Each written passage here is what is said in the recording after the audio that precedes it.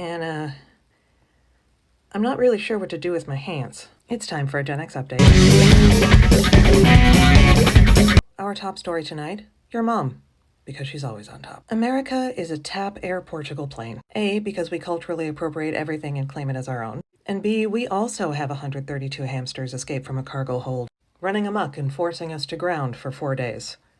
Metaphorically. Okay, sure, the actual plane had this physically happen, but we also like painting ourselves as the hero against imaginary odds that other people are actually living through. So, there's already a bill introduced to abolish the Department of Education, so don't worry, we won't be getting smarter anytime soon. Capitalists, rejoice. And now some headlines that I will read and not elaborate on because the headline is enough to tell you where we're at as a country and as a people. RFK Jr. says that heroin made him a top-of-class student in resurfaced clip. It worked for me. I did very poorly in school until I started using narcotics. Pete Hegseth's mother accused her son of mistreating women for years. Meat processing cleaners fined $171,000 for hiring children on night shift hours. Formaldehyde causes more cancer than any other toxic air pollutant. Little is being done to curb the risk. And finally, power outage caused by former Tennessee mayor crashing while reaching for sausage biscuit.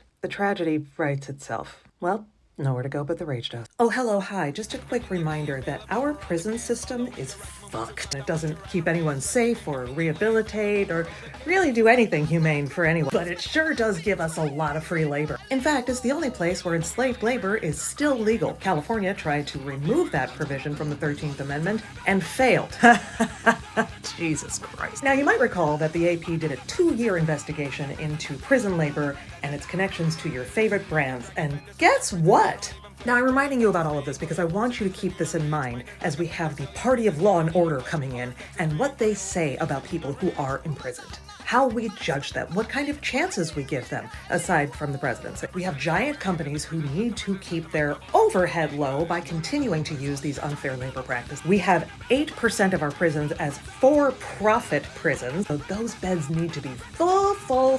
So now I'm going to talk about Red Onion State Prison in Virginia. There were reports that up to 12 inmates had self-immolated due to the constant racism, harm, and abuse that they were facing at Red Onion Prison. Human Rights Watch already had quite a file on the maximum security prison. The general population of the prison spends about 140 out of 168 hours a week inside their cell, and the segregated population spends 162 and a half hours confined to their cells. Now, why is that? Oh, it's because the director of the Center of Corrections doesn't believe in rehabilitation. In fact, he's quoted as saying, what are they going to be rehabilitated for? To die gracefully in prison? Despite the fact that most of them will be getting out in the next 10 years. There was previously a story about an inmate who was found barking like a dog after 600 days in solitary confinement, and they barred his mother from seeing him for 6 months. So what about the inhumane behavior elsewhere and the hunger strike that happened with some prisoners and the ones who self-immolated? Well, the Virginia Department of Corrections Director Chadwick Dotson had this to say. To be clear, these inmates did not set themselves on fire or self-immolate as some reports have ludicrously suggested. He said that the stories were nothing more than bad faith efforts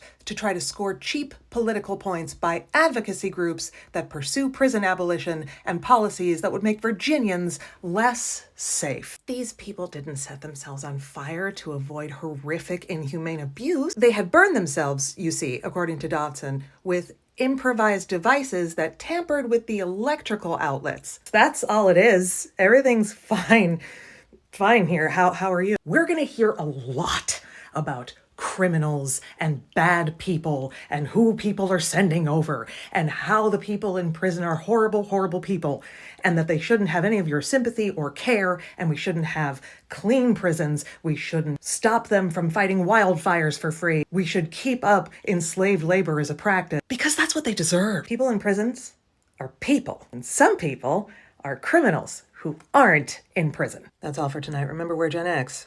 What, you think we let you forget?